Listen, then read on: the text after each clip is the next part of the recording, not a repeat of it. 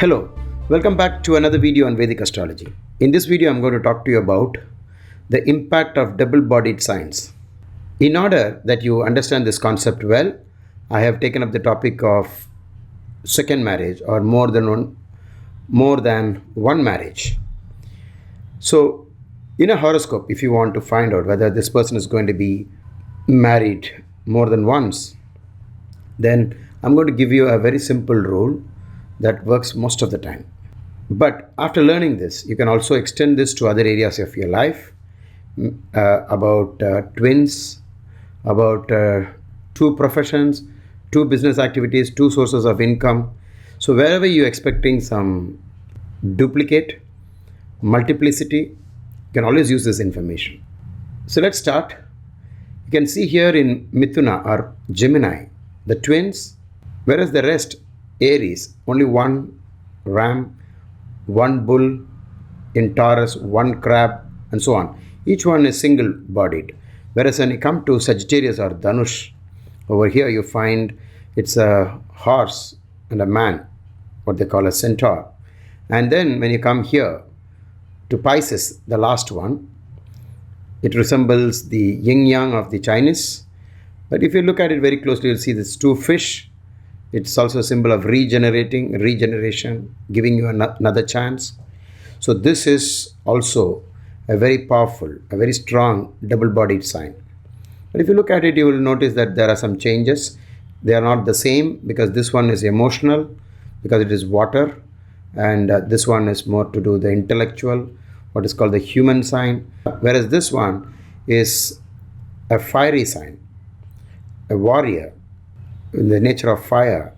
So there is some subtle difference between the three double-bodied sign, but still we'll hold them as, for the sake of this discussion, we'll just hold them as equal. And some classical books have even suggested that only the first half of Dhanush is truly double-bodied. So you'll have to also watch, in case of Sagittarius, if the planet concerned or if the house concerned is more to do with the first half of Sagittarius. So let's start. Let's place the ascendant here, and the moment the ascendant is placed here, the ascendant itself is in a double-bodied sign, and then the seventh house of marriage happens to be within Sagittarius or Dhanush, indicating the possibility of more than one marriage. But suppose the ascendant is in the first 15 degrees of the sign, you expect the descendant, which is the opposite 180 degrees from this ascendant point, to be also in the first half. So those people who are born with the ascendant in between 0 to 15 degrees have a greater chance for the second marriage, more than in this case where it has crossed halfway through, because the seventh house midpoint would have crossed halfway through in Sagittarius.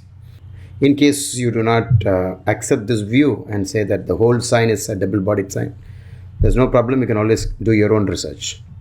The same way, if you are born in the ascendant of Kanya or Virgo, then the seventh house falls in the double-bodied sign, and therefore you are prone to the second marriage. And then the other way is if you have Sagittarius ascendant, so the seventh house of marriage is falling in a double-bodied sign, and therefore second marriage is indicated. But if you look at these two, the most stronger axis is this one, because both the opposites 1-7 is a double-bodied sign. So this is the first most important point in this discussion. To add to this, it's not just the seventh house being in a double-bodied sign. It's not so simple, because if you use it this way, then there is the possibility that because there are only 12 ascendants, then the possibility of 1, 2, and 2.5. So 2.5 out of 12 people must be married more than once. In a way, this is all true because astrologically speaking, the seventh house is not just the legal marriage that we have in our lives. It is basically a union with the other person.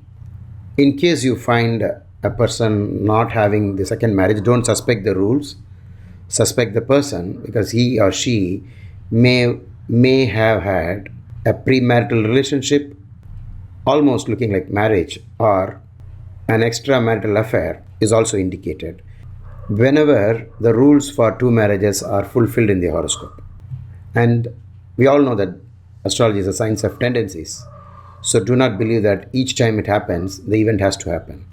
There may be other combinations which may even indicate in the horoscope that marriage itself is not possible. In such cases, don't be too hasty and quickly conclude that this person is married more than once. Another angle to the same situation is if you have the seventh lord, as in this case Jupiter, also occupying the seventh house. This is more powerful than the previous combination where I just based it on a single factor like just fixing the ascendant. So this is a very powerful combination, and if this Jupiter were to be anywhere between 0 to 15, it is very strong, and even here it is very strong. Suppose Jupiter were to be here, then you should read it like this. The Lord of Marriage, which is the seventh house here, the Lord of Marriage is Jupiter. I mentioned the name outside the sign, and the Lord of Marriage is in a dual sign. The presence of the seventh house Lord in Pisces, in Gemini, in Sagittarius is an indicator for more than one marriage. So let's do another example. The ascendant is in Pisces, Mina Lagna, and the Lord of the seventh is Mercury, and Mercury itself represents the duplicate. That's why it represents writing. For example, copying, and Mercury duplicate. So all those people who make the duplicate currencies, they must have an afflicted Mercury. I know I'm digressing, but it's a very interesting point about Mercury. So if Mercury becomes the seventh lord, then, as in this case, then by itself there is a greater chance for a second marriage. All the more if Mercury were to occupy this sign, Gemini or Mithuna, or this sign Sagittarius or Dhanush, or this one. But each time this happens, it's not the same, because here there's no special attribute for Mercury, but over here Mercury is exalted. So when a person has the seventh lord exalted, there is a tendency for more than one marriage because he has the license for excess. And if Mercury were to be here, it is debilitated. So it's something very bad has happened in his marriage, and because of that the first marriage broke, and it brought him to tears and a lot of losses, and then he had to marry again. So this one is a problem. So fate will make this happen by several methods, and one of them is disbelief in astrology. So the person will not consider horoscope matching at all. How else can you use this kind of knowledge? In this case, the Lord of the 10th, the planet that rules profession, and anyway Mercury is considered the Karaka for profession, and this particular planet is in a double-bodied sign. So this person can have two sources of income. Here's another way you can use the same information. Here the fifth house happens to be in a double-bodied sign. So there is a possibility of this person being blessed with twin children. And the Lord of the fifth house is in the fifth. So there is a great possibility for the birth of twins. And let's do one more example. In this case, we have deliberately placed the ascendant in Rishabha. So now the second house is a dual sign, a double-bodied sign. And so what do you expect? The second house is the house of family. So people born in this Lagna may have the experience of growing up in a second family and another family.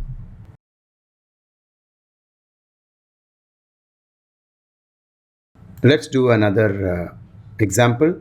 In this, the ascendant is Pisces, and the fourth house happens to be the house of mother.